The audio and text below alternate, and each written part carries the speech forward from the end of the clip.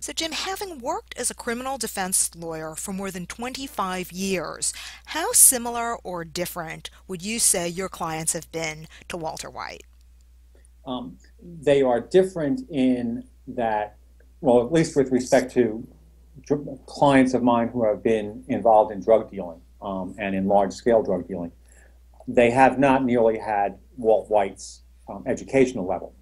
Um, they've been similar in that they are extremely intelligent people when they are higher up in the organization and have been doing it a long time, which means that they've been rather successful. But unlike Walter White, they've come to drug dealing not as a direct result of their of higher education, but as a direct result of a lack of education. How about people like Jesse? People like Jesse are unfortunately rather common in as much as people who have drug problems and need drugs on a regular basis often find that drug dealing on a street level, if you will, is a great way to do it. Now, Jesse obviously gets a little bit higher up in the organization because Walt starts to trust him as the show progresses. But his original link to the drug trade is that he was a user himself and had a lot of other friends who were users and could thus hook Walt into the street trade. And unfortunately, a lot of people on the street level are users also. How about some of the other characters? How realistic or fanciful are they?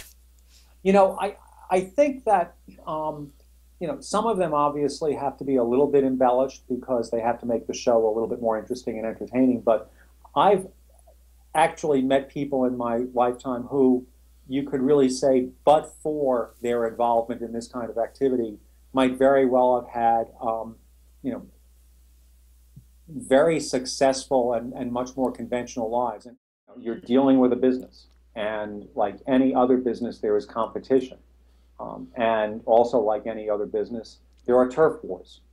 But drug dealers, can't abide by uniform licensing agreements. They don't have the antitrust laws to avail themselves of, and so they use self-help methods.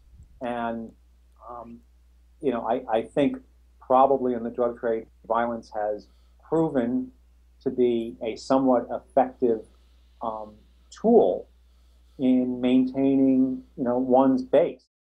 So, based on your real life experiences, what would you say would be realistic outcomes for any of the characters in the show?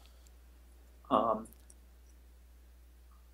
well, I think a realistic outcome for Walt is he's either going to be prosecuted or killed by a rival, because those issues exist in the show right now. The most interesting character right now in terms of outcome to me is Jesse, because he has such an intense level of guilt over everything that he's done and been a part of. He's been starting last season. You could tell that he was getting to a point where he was going to have to make very serious amends in order to be able to really live with himself. And so, yeah. And I think you've mentioned that that makes him great for becoming a governmental witness, Well, that was going to perhaps. be my point. I see him as becoming a cooperator. And if he becomes a cooperator because of what he knows and who he knows and the violent levels of the people against whom he would be providing information, he's a great candidate to go into WITSEC. How would you compare Skyler's relationship with Walt with what you've seen in real life?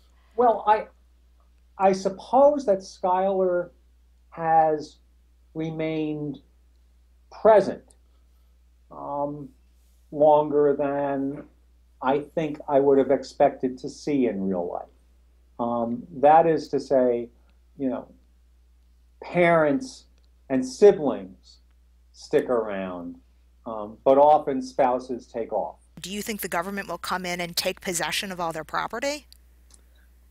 Well, we know a little bit of a hint about that already from the first episode of this season, and we'll see more of that. It'll get fleshed out, but we know that the white residents is no longer. It's basically been chained up and more or less abandoned, and the pool is being used as a skateboard park now. So we know that much about the White House.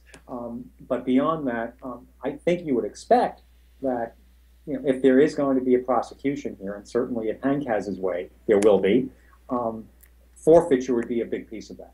From what I've read in the news with drug cases, rich people go to rehab and poor people go to prison. Is this another example of the unfortunate economic disparities with the law? It is in part, and I'll explain that. If you are wealthy, you're not going to have to get involved in drug dealing um, in order to be able to support your habit. You're able to afford your drugs as part of your lifestyle. And so that keeps you buffered from the drug trade in one respect. Um, on the other hand, if you're a poor person and you have a drug problem, then drug dealing is going to be the most efficient means for you to get the drugs that you need. Um, by the same token, if a rich person does get arrested, um, they are able to be proactive in undertaking drug treatment and actually showing some level at a desire to rehabilitate themselves without impetus of a sentence.